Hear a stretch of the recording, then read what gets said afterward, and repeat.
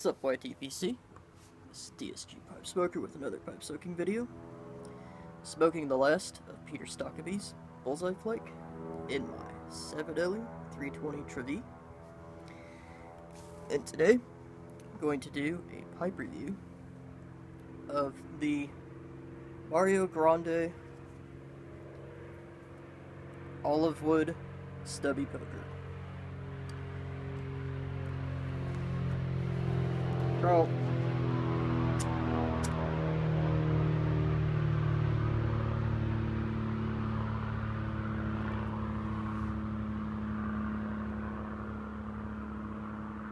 I want to say it was back in May.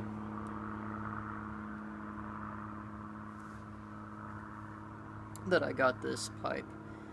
And if you recall, my supervisor got it for me.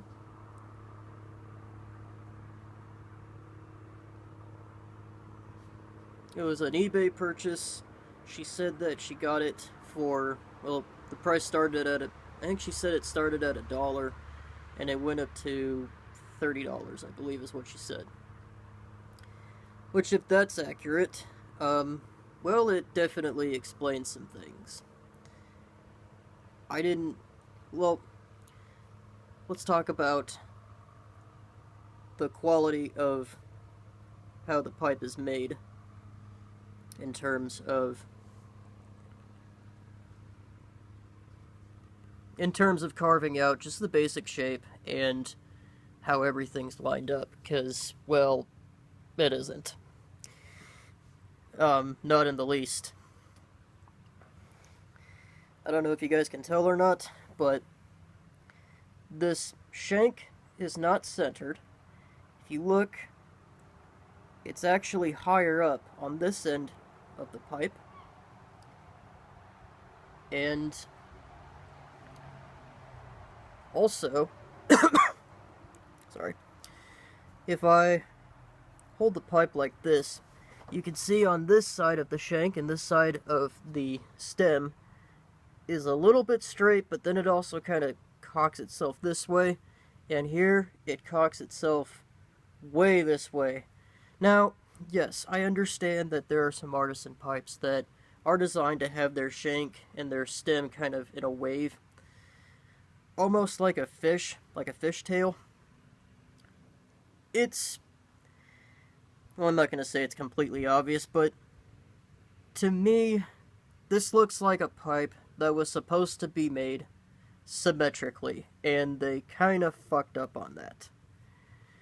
Which, for a $30 pipe, isn't that bad. One other thing I'd like to mention about just how they made this pipe.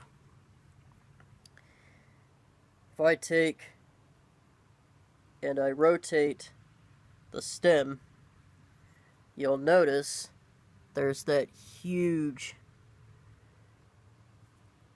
space. Whereas, if this thing was, made correctly, you wouldn't really have that issue. I have some pipes that are worth a little bit more than $30 that are cockeyed when you go to take out the stem a little bit, but, like, for example, this 320. Now, I'm not going to take off the stem right now because I'm smoking it, and the stem is kind of hot, so is the shank. But if I were to go and turn this, one nice thing about the way they made this, even though I rotate, or I'll go to rotate the stem will still be even and flush with the shank, which is a sign that at least they took some time to, make sure everything was squared away and, you got a relatively decent pipe. That all being said, one might look at, drilling and carving flaws like that, and they would think to themselves, well, this pipe doesn't smoke for shit. How could it? It probably isn't drilled correctly. Well, that's actually not really the case. Well, it's not a very good... Well, I was going to put a pipe cleaner in there so you can actually see the drill hole. Maybe you'll see it if I prop it up like that. But where it matters most, the airway and the chamber of the pipe is lined up. And because it's lined up, it burns completely evenly throughout the bowl. Granted, as long as you do your part and pack it correctly. It came lined, but, you know, it's built up a relatively decent cake. It's not completely finished in terms of developing a cake, but it's there, and it's evenly there. And this pipe, now generally speaking, I don't smoke my pipes all the way down to the bottom of the chamber, but the way this pipe was smoking, it wouldn't surprise me in the least if it did that. One other little thing that I've noticed, I thought that this was an acrylic stem. There's a way that you're supposed to be able to tell. You're supposed to take it, rub your finger on it like this, or your thumb, create some friction, and that'll create heat. And in theory, you're supposed to be able to rub on it like that and smell it. The stem, that is. If the stem doesn't smell like anything, then it's supposed to be acrylic. If it smells like rubber, then it's vulcanite. Well, yeah. The oxidation on that pipe says otherwise. Now I'll do a separate video on, you know, my personal opinion on vulcanite versus acrylic, but my own personal take, I like the durability and the color options that you get with acrylic over the higher maintenance that's involved in vulcanite. So, and it's not, you know, a huge game changer, but it is like another little tick against it. Now that being said, again, this started life on eBay at about $1, and it ended up being about $30 when my supervisor won it, and I of course didn't pay anything for it. That being said, I smoked this thing for a couple of months. I think I did, I'll have to look back at the video, but I think I did the video for the box opening for this pipe back in May, I want to say. And I don't know if olive wood is softer than briar. I think it is. But in any case, it's a smooth pipe. It got tossed around in my car. It got smoked heavily over several weeks. No dings, no scratches, no wear marks, no nothing. And I've been taking relatively good care of the top of it too, which I've noticed the olive wood seems to do better with cleaning in terms of removing the residue that builds up on top of the pipe as opposed to briar. But I'll get into the differences between olive wood and briar based off of my experiences with this pipe, because this is my first and my only olive wood pipe. Other than that, you're probably wondering what tobacco it smokes best. What I have found is the one blend that it will just smoke better than any other pipe will smoke is my Mixture 965 by Dunhill. Now, my Mixture 965 has this interesting, I